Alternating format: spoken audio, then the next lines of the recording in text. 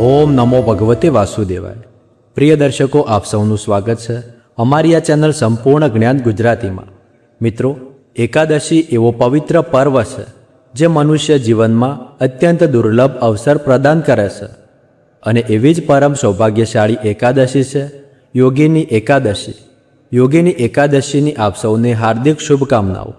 દર વર્ષે જેઠ માસના વદ પક્ષમાં આવતી આ યોગીની એકાદશી મનુષ્યના સુમેરી પર્વત જેટલા મોટા પાપોના ઢગલાનો નાશ કરે છે, પરમ ભગવાન શ્રી કૃષ્ણની વિશેષ કૃપા પ્રદાન કરે છે અને જન્મ મૃત્યુના આ સંસાર ચક્રમાંથી મુક્તિ આપે છે। જે કોઈ મનુષ્ય આ યોગીની એકાદશીનું સંપૂર્ણ મનન, વાંચન અને શ્રદ્ધાથી પાલન કરે છે તેની આ ભૌતિક દુનિયાની તમામ મનોકામનાઓ તો પૂર્ણ થાય જ છે, પરંતુ તેનાથી પણ વિશેષ તેને અત્યંત દુર્લભ એવી આધ્યાત્મિક ગતિ પ્રાપ્ત થાય છે અને પરમ ભગવાન શ્રી કૃષ્ણને શુદ્ધ ભક્તિમય સેવાનો લાભ મળે છે। યોગીની એકાદશી તેનું નામ જ સૂચવે છે કે ભગવાન સાથેનો યોગ, ભગવાન સાથેનું જોડાણ, અને એટલા માટે આ એકાદશી મહત્વની છે। ભગવાન શ્રી કૃષ્ણએ સ્વયં યુધિષ્ઠિરને આ એકાદશીનો મહિમા સમજાવ્યો હતો। ભગવાન શ્રી નારાયણને આ એકાદશીની તિથિ સમર્પિત છે અને તેમને પણ આ એકાદશીની તિથિ ખૂબ જ પ્રિય છે। એટલા માટે આજે લક્ષ્મી નારાયણનું પૂજન કરવાથી ભક્તોની દરેક મનોકામનાઓ પૂર્ણ થાય છે, સુખ, સંપત્તિ, વૈભવ, ઐશ્વર્ય મળે છે અને અંતે મોક્ષની પણ પ્રાપ્તિ થાય છે। આપણા ઋષિમુનિઓએ આપણને સારા માર્ગે ચાલવા માટે વ્રત, તપ, જપ અને ઉપવાસનું મહત્ત્વ સમજાવ્યું છે કે જેમાં એકાદશીનું સ્થાન ખૂબ જ ઊંચું છે। એકાદશી એટલે કે 11 કે જે વર્ષમાં કુલ 24 વખત આવે છે। જ્યારે 3 વર્ષે પુરુષોત્તમ માસ આવે છે, અધિક માસ આવે છે, ત્યારે તે વધીને 26 થઈ જાય છે અને હમણાં જ 2026માં તેના લીધે આ વર્ષે એટલે કે 2026માં 24ની જગ્યાએ 26 એકાદશી ગણવામાં આવે છે અને દરેક એકાદશીનું પોતાનું અલગ અલગ મહિમા હોય છે। જે લોકો એકાદશીનું વ્રત કરવા ઈચ્છે છે તેઓ દશમની સાંજથી કરી શકે છે, એટલે કે આગલા દિવસથી પણ કરી શકે છે અને સવારે સૂર્યોદયથી પણ આ વ્રત લઈ શકે છે।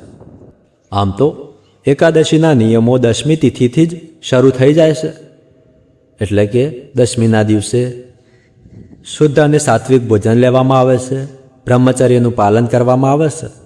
જે રીતે આપણે ભગવાનની સેવા કરી શકીએ, ભગવાનની પૂજા કરી શકીએ, વ્રત ઉપવાસ કરી શકીએ, તે જ રીતે વ્રત ધારણ કરવાનું અને વ્રતનો સંકલ્પ કરવાનો।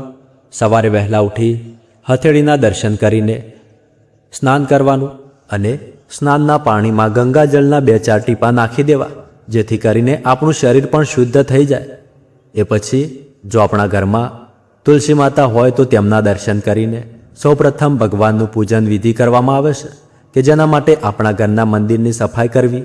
એ પછી ભગવાન શ્રી હરિનું કોઈ પણ સ્વરૂપ હોય, લડ્ડુ ગોપાલ હોય, લક્ષ્મી નારાયણ હોય, રાધા કૃષ્ણ હોય કે જેને આપણે માનતા હોય તે સ્વરૂપની પૂજા કરવી જોઈએ। જો મૂર્તિ હોય તો પંચામૃતથી સ્નાન કરાવવું, શુદ્ધ જળથી સ્નાન કરાવવું અને ત્યારબાદ તુલસીપત્ર, ધૂપ, દીપ, નિવેદ, માખણ, મિશ્રી અને કોઈ પણ ફળ ફ્રૂટ હોય તે ભગવાનને ધરાવવા જોઈએ। જો ચિત્ર હોય તો સાપ વસ્ત્રથી સાફ કરીને સાદાઈથી પણ ભગવાનની પૂજા કરી શકાય છે। ઘણા લોકો અલગ બાજોડ પાથરીને તેના ઉપર પીળું વસ્ત્ર પાથરીને ભગવાનની મૂર્તિ, ફોટો સ્થાપના કરીને કુંભ સ્થાપન કરીને પણ પૂજા કરતા હોય છે। તો એ રીતે પણ ભગવાનની પૂજા કરી શકાય છે અને ભગવાનની મંદિરમાં પણ પૂજા કરી શકાય છે। જો તુલસીપત્ર આગલા દિવસે તોડ્યા ન હોય તો આજે એકાદશીના દિવસે ભગવાનની પૂજા માટે તુલસીપત્ર તોડી શકાય, પરંતુ પોતાના ઉપયોગ કે સેવન માટે તુલસીના પાન તોડવા ન જોઈએ, આ વાતનું ખાસ ધ્યાન રાખવાનું। ભગવાનની પૂજા કરતા સમયે ઓમ નમો ભગવતે વાસુદેવાય અથવા શ્રી કૃષ્ણ શરણમ મમ કે પછી ભગવાનનો કોઈ પણ મંત્ર આવડતો હોય તે બોલવાનું અને પૂજા પૂર્ણ થઈ જાય એ પછી ભગવાનની આરતી કરવાની, જે પ્રસાદ ધરાવ્યો હોય તે લોકોમાં વહેંચવાનો તથા આ એકાદશીનું વ્રત 3 રીતે કરી શકાય છે। એક તો ઉપવાસ, બીજું એક ટાઈમ ભોજન કરીને અને ત્રીજું નિરાહાર એટલે કે નિર્જર રહીને। જો તમે ઉપવાસ કરો છો તો તેમાં ફળાહાર લઈ શકો છો। એક ટાઈમ ભોજનમાં સાંજના સમયે ઘરનું રાંધેલું સાત્વિક ભોજન લઈ શકાય, લસણ ડુંગળી વગરનું અને ચોખાના સેવન વગરનું। ત્રીજું છે નિરાહાર કે જેમાં પાણી પણ પીવામાં આવતું નથી, કે જેને નિર્જલા એકાદશી કહીએ છીએ અને જે નિર્જલા એકાદશી જેઠ મહિનાના સુદ પક્ષમાં પણ આવે છે કે જેમાં તેનું મહત્ત્વ છે કે જેને આપણે ભીમ 11 તરીકે પણ ઓળખીએ છીએ. આપણા શરીરને ધ્યાનમાં લઈને વ્રતનો સંકલ્પ કરવો જોઈએ. શરીર સાથ આપતું હોય તો જ ઉપવાસ કરવો. ઉપવાસમાં ફળ, ચા, દૂધ લઈ શકાય છે અને જે ભક્તો એક ટાઈમ ભોજન લે છે તે સાંજના સમયે લે તો વધુ ઉત્તમ છે. અથવા કોઈ ધંધા નોકરી હોય અને બપોરે ભોજન લેવું પડતું હોય તો બપોરે પણ લઈ શકાય છે. તો હવે ઘણી વખત જોયું છે કે ઘણા ભક્તો વ્રત કરવા ઈચ્છતા હોય છે પરંતુ વ્રત નથી કરી શકતા. તો તેમણે દુઃખી ન થવું તેના માટે પણ ભગવાને ઉપાય બતાવ્યો છે.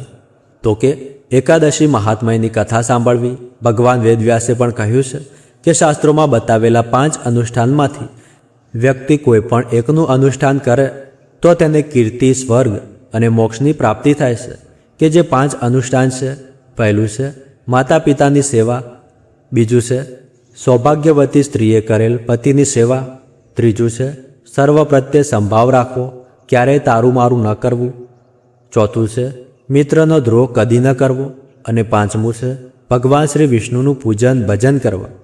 આ 5 વસ્તુમાંથી કોઈ પણ એક વસ્તુ પણ સાચા મનથી, સાચા ભાવથી પાલન કરીએ અથવા તો 5 વસ્તુનું પાલન કરીએ તો આપણને એકાદશીનું ફળ તો મળે છે કે જેને આપણા શાસ્ત્રોમાં 5 મહાયજ્ઞો તરીકે બતાવેલા છે. જો કોઈના હૃદયને ઠેસ ન પહોંચાડીએ અને છતાં પણ આપણે સંસારિક કાર્ય કરતા રહીએ તો પણ પ્રભુ પ્રસન્ન જ છે. કારણ કે સંસારી લોકો માટે તો આટલા કઠોર તપસ્યાના નિયમ નથી કહેવાય. સાધુ સંતો માટે તપસ્યાના નિયમ છે, પરંતુ સંસારી માટે તો સંસાર ચલાવવાની ફરજથી જ પ્રભુ પ્રસન્ન રહે છે. આપણે જે પણ કોઈ કાર્ય કરતા હોય, ધંધો નોકરી કરતા હોય, ઘરનું કામ કરતા હોય, જો આપણે તેને નીતિથી કરીએ તો પણ પ્રભુ પ્રસન્ન જ રહે છે.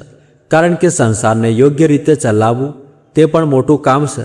સંસારી લોકો માટે તો સવાર સાંજે જે પણ આપણે ધૂપ બત્તી કરીએ છીએ, કુળદેવી ઈષ્ટદેવના દર્શન કરીએ છીએ, મંદિરે જઈને જે પણ કંઈ સેવા કરીએ છીએ તેનાથી પણ પ્રભુ પ્રસન્ન જ રહે છે. એટલે જે લોકો વ્રત ન કરી શકતા હોય તેને ક્યારેય મનમાં સંકોચ ન કરવો અને દુઃખી ન થવું. આ વસ્તુ જે કહી 5 મહાયજ્ઞો કહ્યા તે પણ કરી શકો છો કે જેનાથી પણ એકાદશીનું ફળ મળે. આજનો આખો દિવસ ભગવાનની સેવા પૂજામાં પસાર કરવો. વધુમાં વધુ જેટલો સમય આપી શકીએ 24 કલાકમાંથી તેટલો ભગવાનને આપવો જોઈએ. કેમ કે આપણે 15 દિવસમાં 1 દિવસ તો ભગવાનને સમર્પિત કરી જ શકીએ. એટલે રાત્રે થઈ શકે ત્યાં સુધી જાગરણ કરીને ભગવાનના પાઠ કરવાના, મંત્ર કરવાના, કથા સાંભળવાની, સત્સંગ કરવાનો. જો કોઈ જગ્યાએ સાંજે કીર્તન ભજન થતા હોય તો ત્યાં જઈને બેસવું. ભજન આવડે તો ગાવા, ના આવડે તો સાંભળવા. કેમ કે ભગવાનની ભક્તિ મનથી થઈ શકે, કાનથી થઈ શકે અને મુખથી થઈ શકે છે. જો તેમાંથી કોઈ પણ એક રીતે પણ ભગવાનની ભક્તિ થાય તો પણ ભગવાન આપણા ઉપર પ્રસન્ન રહે છે. અને એટલા માટે જ કહેવાય છે કે શક્તિ એવી ભક્તિ. તો આ રીતે ભક્તિભાવપૂર્વક વ્રત કરીને બીજા દિવસે શુભ સમયમાં વ્રતના પારણા કરવાના. તો આ રીતે આપણા શાસ્ત્રોમાં યોગીની એકાદશીનું મહાત્મ્ય બતાવેલું છે તથા વ્રતની વિધિ આપણે સાંભળી. તો હવે આપણે આ યોગીની એકાદશીની વ્રતકથા સાંભળીએ કે જેનાથી આપણને આ વ્રતનું સંપૂર્ણપણે ફળ મળે અને આ એકાદશીનું વધુ મહત્ત્વ પણ સમજાય. આ એકાદશીની કથા સ્વયં શ્રી કૃષ્ણ ભગવાને યુધિષ્ઠિરને કહી હતી. તો આવો ભગવાનનું હૃદયમાં ધ્યાન ધરીએ અને આ યોગીની એકાદશીની પૌરાણિક કથાનું શ્રવણ કરીએ. મિત્રો, કથા શરૂ કરતાં પહેલાં હું તમને એક રિક્વેસ્ટ કરું છું કે આ વિડીયોને એક લાઇક કરી લેજો અને કોમેન્ટમાં જય શ્રી કૃષ્ણ અથવા જય શ્રી હરિવિષ્ણુ લખી લેજો, જેથી આ કથા સાંભળવાનું, આ વ્રત કરવાનું સંપૂર્ણ ફળ તમને પ્રાપ્ત થાય. કેમ કે અમે પણ પ્રાર્થના કરીએ છીએ કે જે અમારા વિડીયોને લાઇક કરે છે, શેર કરે છે, કોમેન્ટ કરે છે, તેમની ભગવાન શ્રી હરિવિષ્ણુ, ભગવાન શ્રી કૃષ્ણ તમામ મનોકામનાઓ પૂર્ણ કરે, તેમના ઘરમાં ક્યારેય કોઈ દુઃખ ન આવે. તેથી મિત્રો, આ વિડીયોને એક લાઇક કરી લેજો અને કોમેન્ટમાં જય શ્રી કૃષ્ણ લખી લેજો. તો ચાલો હવે આ સુંદર પૌરાણિક કથાનું શ્રવણ કરીએ. એક સમયે ભગવાન શ્રી કૃષ્ણ અને પાંડવોમાં જ્યેષ્ઠ એવા મહારાજ યુધિષ્ઠિર વચ્ચે વર્ષ દરમિયાન આવતી વિવિધ એકાદશીઓ વિશે સંવાદ ચાલી રહ્યો હતો. તે સમયે મહારાજ યુધિષ્ઠિરે ભગવાન શ્રી કૃષ્ણને પૂછ્યું કે હે મધુસૂદન, આપ મને જ્યેષ્ઠ માસના શુક્લ પક્ષમાં આવતી નિર્જલા એકાદશી વિશે જણાવ્યું હતું. હવે હું જેઠ માસના વદ પક્ષમાં આવતી એકાદશી વિશે જાણવા ઈચ્છું છું. કૃપા કરીને મને જણાવો કે આ એકાદશીનું નામ શું છે અને તેનું મહત્ત્વ શું છે. તેના જવાબમાં ભગવાન શ્રી કૃષ્ણ કહે છે, હે રાજન, જેઠ માસના વદ પક્ષમાં આવતી એકાદશીને યોગીની એકાદશી તરીકે ઓળખવામાં આવે છે. આ એકાદશી અત્યંત ગંભીર પાપોનો પણ નાશ કરવાની શક્તિ ધરાવે છે. હવે હું તમને તેની સાથે જોડાયેલી એક પૌરાણિક કથા સંભળાવું છું. ધ્યાનપૂર્વક સાંભળો. અલકાપુરીના રાજા કુબેર, જે દેવતાઓના કોષાધ્યક્ષ છે, તેઓ ભગવાન શિવના મહાન ભક્ત હતા. તેમના નગરમાં હેમામાલી નામનો એક યક્ષ રહેતો હતો. તેની મુખ્ય સેવા હતી, તેનું કામ હતું કે માનસરોવરમાંથી વિશેષ પુષ્પો લાવી ભગવાન શિવની પૂજા માટે પોતાના સ્વામી રાજા કુબેરને અર્પણ કરવાનું હતું. હેમામાલી નિષ્ઠાપૂર્વક પોતાના સ્વામીની સેવા કરતો હતો અને કુબેર પણ તેનાથી ખૂબ પ્રસન્ન હતા.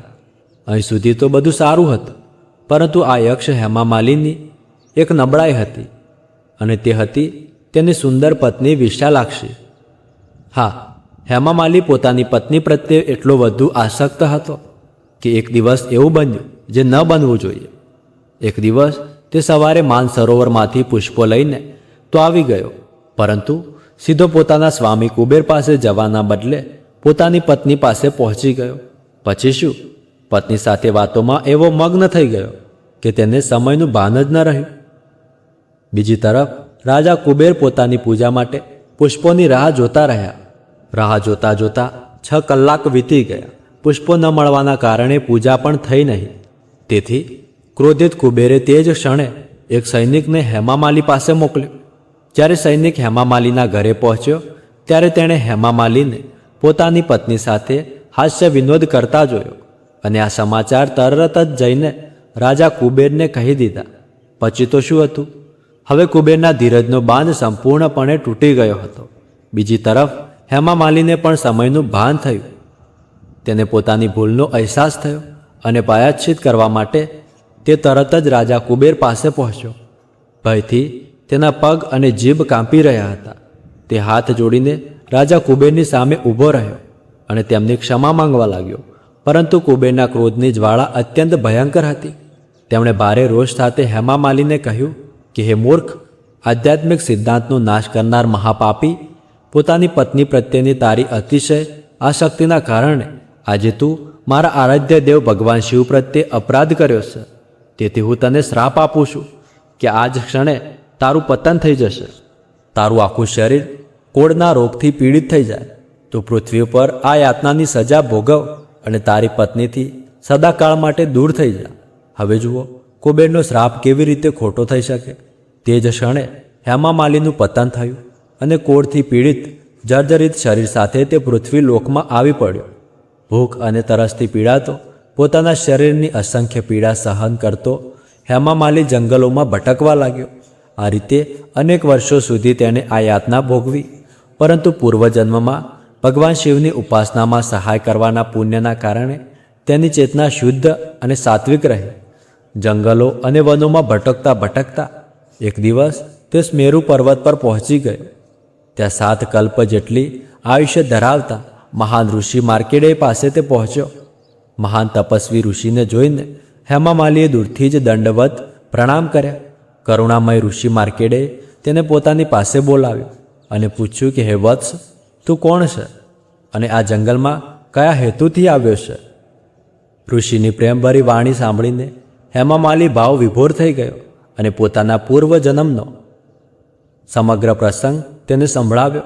અંતમાં હાથ જોડીને તેણે કહ્યું કે હે ઋષિવર, પૂર્વજન્મના થોડા પુણ્ય કર્મોના કારણે મને આપના દર્શન પ્રાપ્ત થયા છે.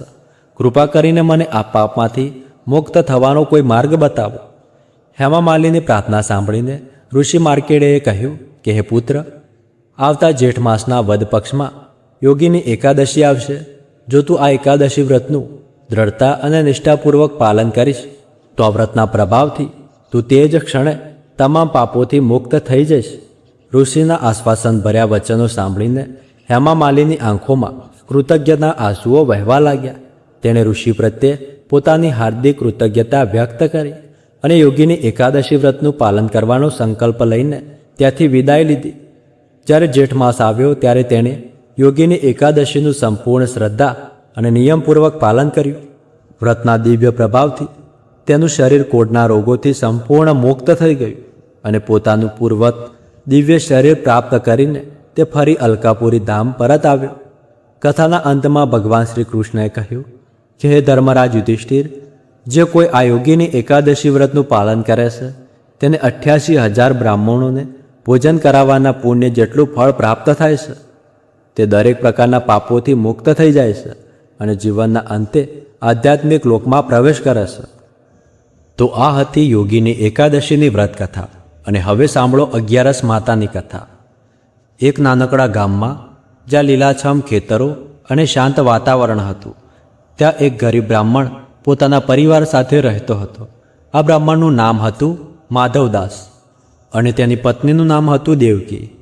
તેમનું જીવન ખૂબ જ સાદું હતું, પરંતુ ગરીબીએ તેમના ઘરની ચોખટ છોડી નહીં. માધવદાસ દરરોજ સવારે ભિક્ષા માંગવા નીકળતો અને ગામના લોકો તેને થોડો લોટ, દાળ, ચોખા કે ગોળ આપતા હતા. આ ભિક્ષાથી જ તેના પરિવારનું ગુજરાન ચાલતું હતું. પરંતુ માધવદાસનો એક નિયમ હતો, તે ક્યારેય તોડતો ન હતો. અને એ નિયમ હતો કે એકાદશીના દિવસે તે ક્યારેય ભિક્ષા માંગવા ન જતો. એક વખત એકાદશીનો પવિત્ર દિવસ આવ્યો. આ દિવસે હંમેશની જેમ માધવદાસે આ દિવસે ભિક્ષા માંગવાનું બંધ રાખ્યું. પરંતુ આ દિવસે તેના ઘરમાં અનાજનો એક દાણો પણ નહોતો. ઘરમાં 2 નાના બાળકો લક્ષ્મી અને મોહન ભૂખ્યા હતા અને દેવકીનું હૃદય આ દ્રશ્ય જોઈને વ્યાકુળ થયું. માધવદાસ પોતાના નાનકડા ઘરના એક ખૂણામાં બેસીને શાંતિથી પૂજાપાઠ કરી રહ્યો હતો. તેના હાથમાં તુલસીની માળા હતી અને તે ભગવાન વિષ્ણુના નામનો જપ કરી રહ્યો હતો. માધવની પત્ની દેવકી, જે થોડી ગરમ મિજાજની હતી, માધવદાસ પાસે આવીને બોલી કે સ્વામી, આજે તમે ભિક્ષા માંગવા કેમ નથી ગયા? ઘરમાં અનાજનો એક દાણો નથી, બાળકો ભૂખ્યા રડે છે. આવી રીતે કેવી રીતે ચાલશે? માધવદાસે શાંતિથી જવાબ આપ્યો કે દેવકી, તને ખબર છે કે એકાદશીના દિવસે હું ભિક્ષા નથી માંગતો. આ મારો નિયમ છે અને આ નિયમ મારા જીવનનો આધાર છે. મારી ઉંમર હવે ઘણી થઈ ગઈ છે અને આ એક દિવસનું વ્રત મને ભગવાનની નજીક લઈ જાય છે. દેવકીનો ગુસ્સો વધ્યો. તેણે થોડા ઉગ્ર સ્વરે કહ્યું કે સ્વામી, તમારું વ્રત તમારું છે, પણ અમારું શું? બાળકોનું પેટ કેવી રીતે ભરાશે? લક્ષ્મી અને મોહન સવારથી રડે છે. તમે ભલે વ્રત કરો, પણ અમે શું ભૂખે મરીએ? જાઓ ભિક્ષા માંગી લાવો, નહીં તો આજે આખો પરિવાર ભૂખ્યો રહેશે. માધવદાસે શાંતિથી જવાબ આપ્યો કે દેવકી, એક દિવસ ભૂખ્યા રહેવાથી કંઈ નહીં બગડે. એકાદશીનું વ્રત ભગવાન વિષ્ણુને અર્પણ કરવામાં આવે છે. આ દિવસે ભિક્ષા માંગવી એ મારા માટે પાપ સમાન છે. દેવકીનો ગુસ્સો હવે બેકાબૂ થઈ ગયો. તેણે બ્રાહ્મણની સામે તુલસીનો પ્યાલો લઈ આવ્યો અને ગુસ્સામાં તેમાંથી એક પાન તોડીને કહ્યું, જો તમે ભિક્ષા નથી માંગી શકતા તો આ તુલસીનું પાન વેચીને ઘર માટે ખાવાનું લઈ આવો. હું નથી ઈચ્છતી કે મારા બાળકો ભૂખે રહે. માધવદાસે દુઃખી મનથી તુલસીનું પાન હાથમાં લીધું. તેનું હૃદય ભારે થઈ ગયું. તે બોલ્યો, દેવકી, હું મારી એકાદશી વેચવા જઈ રહ્યો છું, પણ યાદ રાખ, આ મારા માટે પાપથી ઓછું નથી. દેવકીએ કડક સ્વરે કહ્યું, જાઓ એકાદશી વેચો કે ભિક્ષા માંગો, પણ ઘરમાં ખાવાનું લઈને જ આવજો, નહીં તો મારાથી ખરાબ કોઈ નહીં હોય. માધવદાસે નિરાશો નાખ્યો અને તુલસીનું પાન લઈને ઘરની બહાર નીકળી ગયો. ચાલતા ચાલતા તે ઘરની બહાર એક નાનકડી ગલીમાં પહોંચ્યો. ત્યાં એક 9-10 વર્ષની બાળકી તેની સામે આવી. તે બાળકીનું નામ હતું સુભદ્રા. તેનું મુખ દિવ્ય તેજથી ઝળહળતું હતું. તેણે માધવદાસને પ્રણામ કરીને પૂછ્યું કે બ્રાહ્મણદેવ, આટલી બપોરે તમે ક્યાં જાઓ છો? માધવદાસે દુઃખી મનથી જવાબ આપ્યો કે દીકરી, હું મારી એકાદશી વેચવા જઈ રહ્યો છું. આ સાંભળી સુભદ્રાએ આશ્ચર્યથી પૂછ્યું કે એકાદશી વેચવા? ભલા એવું તો કોઈ કરે છે? બ્રાહ્મણદેવ, આવું શું થયું? ત્યારે માધવદાસે આખી વાત સુભદ્રાને કહી સંભળાવી કે કેવી રીતે તેની પત્નીએ તેને તુલસીનું પાન વેચવા માટે દબાણ કર્યું અને કેવી રીતે તેનું હૃદય આ વાતથી ભારે થઈ ગયું. સુભદ્રાએ શાંતિથી સાંભળ્યું અને બોલી, બ્રાહ્મણદેવ, એકાદશીનું વ્રત એ ભગવાન વિષ્ણુની ભક્તિનું પરમ સ્વરૂપ છે. આ દિવસે ઉપવાસ કરવાથી, ભગવાનનું નામ લેવાથી મનની શાંતિ અને પરલોકનું સુખ મળે છે. તમે ચિંતા ના કરો, ભગવાન બધું સારું કરશે. માધવદાસે સુભદ્રાના શબ્દોમાં એક અજાણ્યો સુખન અનુભવ્યું, પરંતુ તે ચાલ્યો ગયો. ગામના બજારમાં પહોંચીને તે એક વાણિયાની દુકાનની સામે બેસી ગયો. આ વાણિયાનું નામ હતું વાલજી. વાલજીની દુકાન ઘણા સમયથી ખાલી ખમ ચાલતી હતી. ગ્રાહકો ભાગ્યે જ આવતા હતા અને વાલજીનું મન નિરાશથી ભરેલું હતું. આજે જે દિવસે માધવદાસ તેની દુકાનની સામે બેઠો હતો, એક અજાણો ચમત્કાર થયો. સવારથી સાંજ સુધી વાલજીની દુકાન પર ગ્રાહકોની ભીડ લાગી ગઈ. દુકાનનો બધો માલ વેચાઈ ગયો અને વાલજીનો ગલ્લો રૂપિયાથી ભરાઈ ગયો. વાલજીએ આખા દિવસમાં આટલી કમાણી ક્યારેય નહોતી કરી. તેનું હૃદય આનંદથી નાચી રહ્યું હતું. સાંજે જ્યારે ગ્રાહકોની ભીડ ઓછી થઈ ત્યારે વાલજીએ માધવદાસને જોયા અને તેની પાસે ગયો અને બોલ્યો કે બ્રાહ્મણદેવ, તમે આજે સવારથી મારી દુકાનની સામે બેઠા છો. તમારા ચરણો મારા માટે શુભ સાબિત થયા. આજે મારી દુકાને અદ્ભુત કમાણી થઈ છે. હું તમારી મદદ કરવા માંગુ છું. કહો, તમે અહીં કેમ બેઠા છો? ત્યારે માધવદાસે શરમાતા શરમાતા કહ્યું કે વાણિયાજી, હું મારી એકાદશી વેચવા આવ્યો છું. અને તેણે દેવકીની આખી વાત વાલજીને કહી સંભળાવી. વાલજીએ હસીને કહ્યું, બ્રાહ્મણદેવ, તમારું તુલસીનું પાન હું ખરીદી લઉં છું. બોલો કેટલું આપું? માધવદાસે તુલસીનું પાન વાલજીને આપ્યું. વાલજીએ વિચાર્યું કે તુલસીના પાનમાં શું વજન હશે, 1-2 સિક્કા ચડાવી દેશ અને બ્રાહ્મણદેવ ખુશ થઈ જશે. તેણે ત્રાજવાના એક પલ્લામાં તુલસીનું પાન મૂક્યું અને બીજા પલ્લામાં સિક્કા ચડાવવાના શરૂ કર્યા. પરંતુ આ શું? તુલસીનું પાન એટલું ભારે હતું કે વાલજીના ગલ્લાના બધા રૂપિયા ચડાવ્યા છતાં પલ્લું ટસતી મસ ન થયું. વાલજી આ જોઈને આશ્ચર્યચકિત થઈ ગયો. તેણે ઘરની અંદર જઈને બધા રૂપિયા લઈ આવ્યા, પરંતુ તો પણ તુલસીનું પાન ભારે જ રહ્યું. માધવદાસ પણ આ ચમત્કાર જોઈને સ્તબ્ધ થઈ ગયા. તેમને મનમાં વિચાર આવ્યો કે એકાદશીનું આટલું મહત્ત્વ છે. આ તુલસીનું પાન, એક નાનકડું પાન, આટલું ભારે થઈ ગયું. ના, હું મારી એકાદશી નહીં વેચું. તેણે તુલસીનું પાન ઉપાડી લીધું અને વાલજીને કહ્યું કે વાણિયાજી, હું મારી એકાદશી નહીં વેચું. આ એકાદશીનું મહત્ત્વ મેં આજે સમજ્યું છે. વાલજીએ આશ્ચર્યથી પૂછ્યું કે બ્રાહ્મણદેવ, આવું શું થયું? ત્યારે માધવદાસે જવાબ આપ્યો, આ એકાદશીનો ચમત્કાર છે. આ દિવસે ભગવાન વિષ્ણુની કૃપા અપાર છે. હું આ પાન નહીં વેચું અને આજે હું ભિક્ષા પણ નહીં માંગું. આટલું કહી માધવદાસ ઘર તરફ પાછા ફર્યા. રસ્તામાં તેને ફરીથી સુભદ્રા મળી. તેણે હસીને પૂછ્યું કે બ્રાહ્મણદેવ, તમે તમારી એકાદશી વેચી આવ્યા?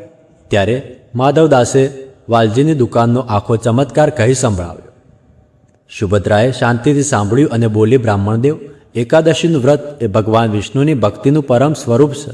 આ દિવસે ઉપવાસ, દાન, પૂજા કરવાથી જન્મો જન્મની દરિદ્રતા દૂર થાય છે. તમે ઘરે જાઓ, આ તુલસીના પાન તમારા ભંડાર ગૃહમાં રાખો અને બાકીના બાકે બિહારીજીના ચરણોમાં અર્પણ કરો. માધવદાસ ઘરે પહોંચ્યો ત્યારે દેવકી પડોશમાં ગઈ હતી. માધવદાસ ચૂપચાપ તુલસીના પાન ભંડાર ગૃહમાં રાખ્યા અને બાકી બીજા બિહારીજીના ચરણોમાં ચડાવી દીધા. ત્યાર પછી તે ચાદર ઓઢીને સૂઈ ગયો, એ વિચારીને કે દેવકી આવશે તો ફરી ઝઘડો કરશે. જ્યારે દેવકી ઘરે પાછી આવી અને જ્યારે ભંડાર ગૃહમાં ગઈ, ત્યાં જઈને તેની આંખો ચમકી ગઈ.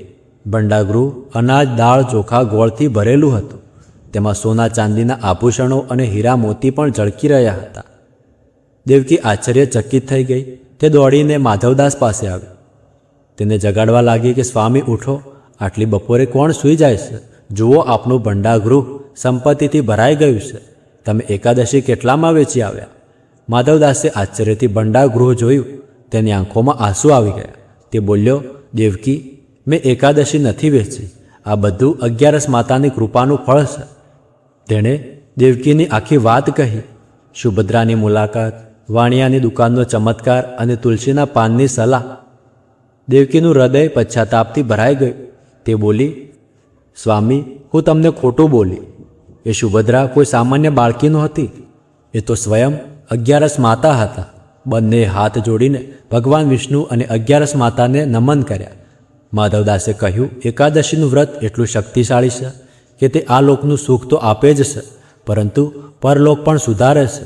આગલા વર્ષે જ્યારે યોગીની એકાદશી આવી, માધવદાસ અને દેવકીએ સાથે મળીને આ વ્રત કર્યું. તેમણે ખૂબ દાન પુણ્ય કર્યું અને તેમની જન્મો જન્મની દરિદ્રતા દૂર થઈ. આખરે ભગવાનની કૃપાથી તેઓ વૈકુંઠ ધામને પામ્યા. એકાદશીનું વ્રત એ ભગવાન વિષ્ણુની ભક્તિનું પરમ સ્વરૂપ છે. આ દિવસે ઉપવાસ, દાન અને પૂજા કરવાથી મનને શાંતિ, દરિદ્રતાનો નાશ અને પરલોકનું સુખ મળે છે.